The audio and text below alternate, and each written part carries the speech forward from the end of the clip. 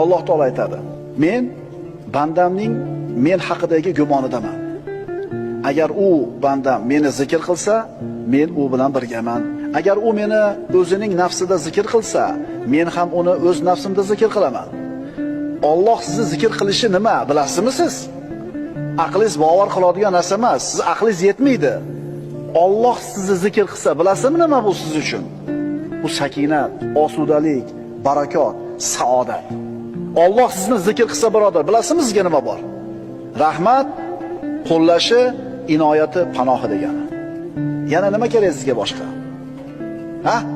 Nima kerak yana sizga boshqa?